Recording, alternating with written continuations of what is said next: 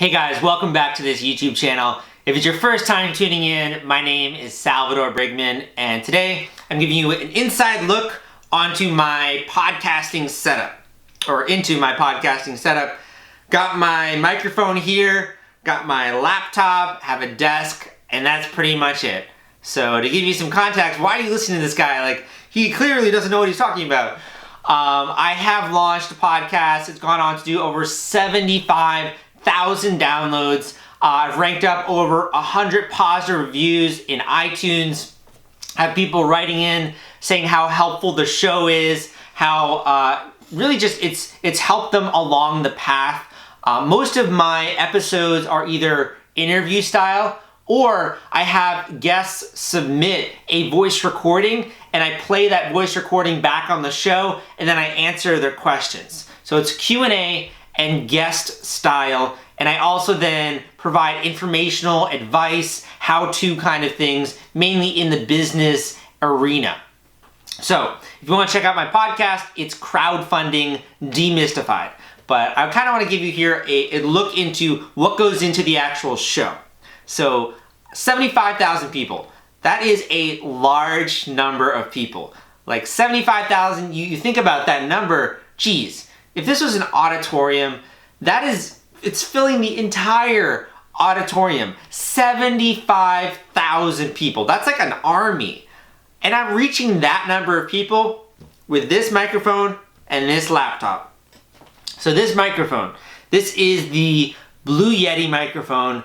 It's on the cheaper side, around 130, maybe like 120 bucks. I like it. When I was looking for a podcasting microphone, my number one thing is it had to be USB compatible, so like I could just plug this into my computer and I could start recording. The other was I didn't want to break the bank. There are some really expensive podcasting equipment out there. Like you can go $400, $500 for a podcasting microphone, and that's like a very premium microphone. On the low end, you can maybe go $30 to $50. I kind of went in the middle point here. So the Blue Yeti, I recommend checking it out. Basically, the reasons I like this. Number one, has a very sturdy stand here. I can just pretty much set it down and it's fine. If you look on the back here, so this has a gain control. Not every microphone has this. It also has a control which determines how this microphone is picking up the sound in the surrounding environment. So depending on how I set this, it could pick up sound only from this angle, or from both of these angles, or it could pick up sound entirely around the microphone. So this is one way of ensuring that you have high quality audio, because if it's only picking up sound from here, it's not gonna pick up something that maybe goes outside my window, like, I don't know, a bird flies into my window. It's less likely to pick up that sound and other things like street noises, because I live in New York City. The other thing I have here, this is a pop filter. So it kind of looks like a strange contraption, but it actually serves a purpose. So what this does is, when you're very close to the microphone here, you might say words like bird or pillow or anything that has that sort of enunciation with your lips. A small burst of air comes out and the microphone picks that up, and it's kind of annoying when you're listening to a podcast and you hear that person's burst of air. It gets really annoying after a while. So what this does is it sort of cuts down on that noise. The B and the P kind of sounds like pa, pa, ba. That's why it's called a pop filter. So it cuts down on that, and overall it just enhances the audio quality of the microphone. So, got the microphone, plugged this into the computer. Thus far, investment of $130. My laptop, can pretty much use any kind of laptop. I love MacBooks, so that's what I have, MacBook Air. On the MacBook Air, I edit all of my audio with GarageBand. You can also use Audacity if you have a Windows computer or you don't want to use GarageBand. After that, I insert the sponsorships for my episode. I insert the introduction to my show, which I got off of Fiverr, and I insert my intro and conclusion. So a typical episode is going to be the intro that I bought. So a very professional person, basically a professional sounding voice, introducing the podcast and the show in general. Then my own introduction, just providing a very small amount of context as to what you're going to listen to, why it's going to be helpful, why you should stick around, things to look out for or listen for, etc. The meat of the show. That's either going to be the guest interview. I could be talking about a very specific topic, or someone could have submitted a question and I go in depth into my answer to that question. Then the outro or the conclusion, which is pretty much just me summing up the things I got out of the episode, the takeaways, the major things that should be on your mind, maybe some homework for you, and also a call to action, which is either to rate my show or check out X, Y, and Z. In the middle, I'll have a sponsorship, and in the beginning, I will also have a small 30-second sponsorship. You can include them also at the end of your show if you want, and that's pretty much what the structure of my show looks like. Goes out on iTunes, it's syndicated on Stitcher, and I upload all of this, the MP3 file, to Libsyn. So it's kind of, that's a lot to take in right now, but I want to just, if you do want to go back and visit this video, that is my structure for my show. It's sort of the step-by-step of how I put it together. Libsyn is what I use to host the podcast.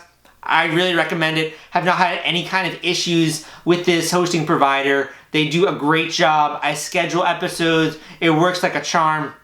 You might have to get to know their software a little bit, but it's totally worth it. And I think that they're probably, aside from SoundCloud, probably one of the best hosting providers out there. So that's the structure of my show.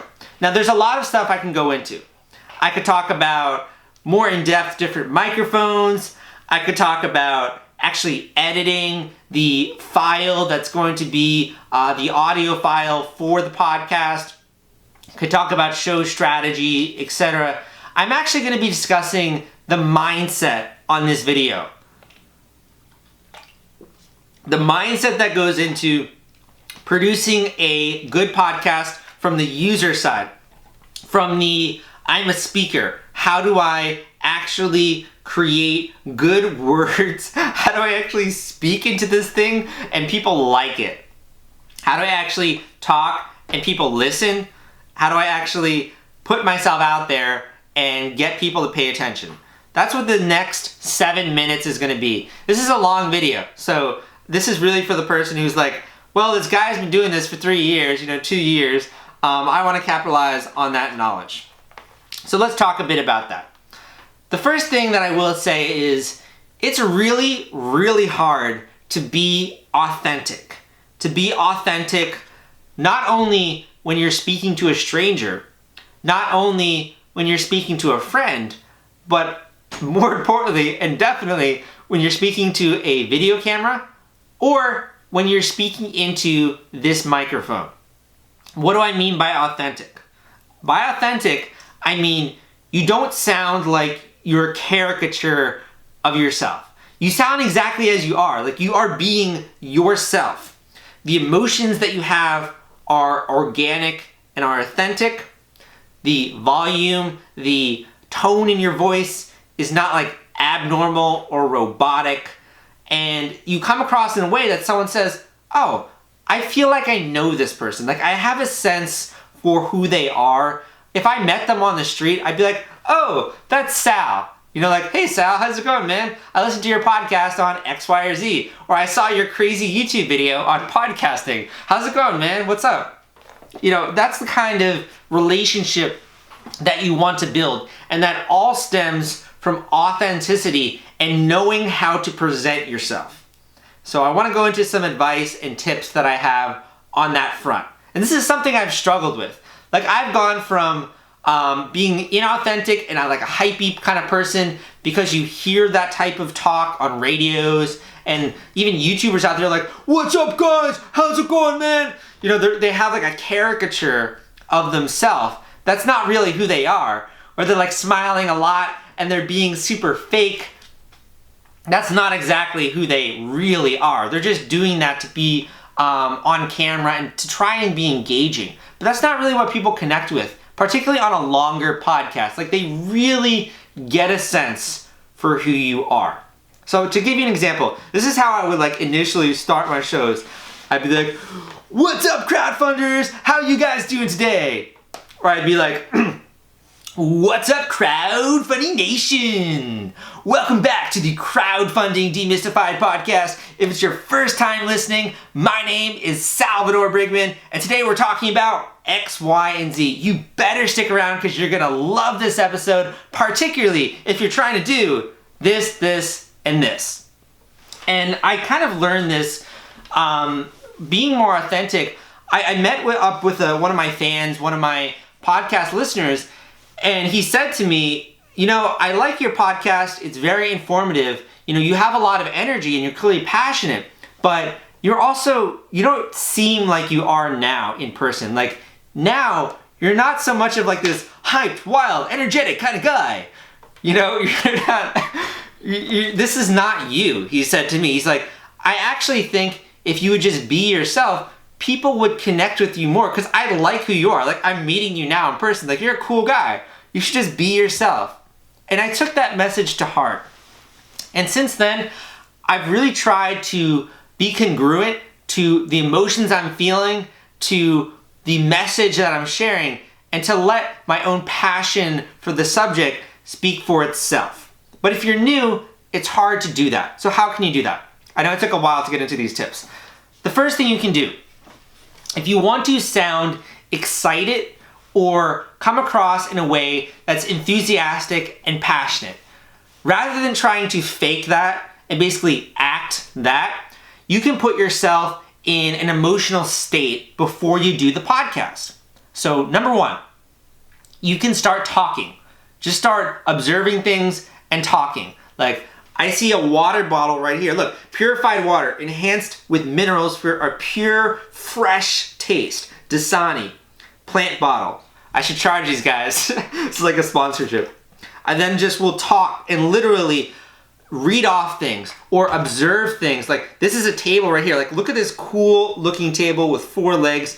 It has like a kind of cool slate top to it, different multicolored things. By doing that, I get my brain into more of a verbal mindset. So it takes time for you to see things and describe them in accurate language. It takes time for you to feel comfortable just looking at something, naming it. Like, have you ever looked at something and be like, "Oh, the whatchamacallit, the what's a, who's a what's a," or like the, "Oh, you know what I'm saying," etc. When you're on the podcast, they don't know what you're saying, So you have to put yourself in a talkative mindset where you're so in tune with turning thoughts and turning images into voice and into words and into a message that it just comes naturally. So I think that if you ever hang out with friends or you ever have a phone call with a friend, do you ever notice that like you'll go to a cafe or a public place and you're more likely to engage with the cashier or like make a remark or say something that's on your mind? It's just because you're in a more of a talkative mindset. So number one, put yourself into a talkative mindset before you get on the podcast. And that way it seems like you're a natural at this, when really you just kind of prepped yourself a little bit. The second is, usually when we are in a low status situation where we don't feel like we're the power in the room, or we don't feel confident, or we don't feel like we know what we're talking about, or just that people are listening to us, we will tend to lower the volume of our voice. That lowered volume usually sends the signal that the person is timid, or that they're not confident, or that they have something to hide even. So one thing that you can do, and this is I do this before I do my podcast, I train myself to just in 2 minutes, 3 minutes, to talk in a very high volume. I'm doing it right now. Talking in a really high volume, making sure I open my mouth when I say my words, that I can feel the resonance of the voice in my vocal cords and even in my chest. And it's just speaking without any kind of hesitancy at all.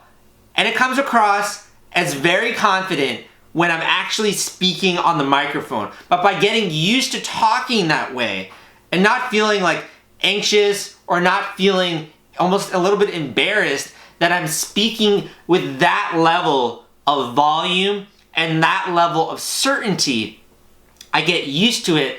And then when I'm doing the podcast, it sounds like I'm talking like that all of the time, when really I prepped myself to be able to speak that way. So that's another tip. In part 2 of the video, I'm going to be going into some of the mindset hacks to make sure that you're a better speaker when you're doing your podcast.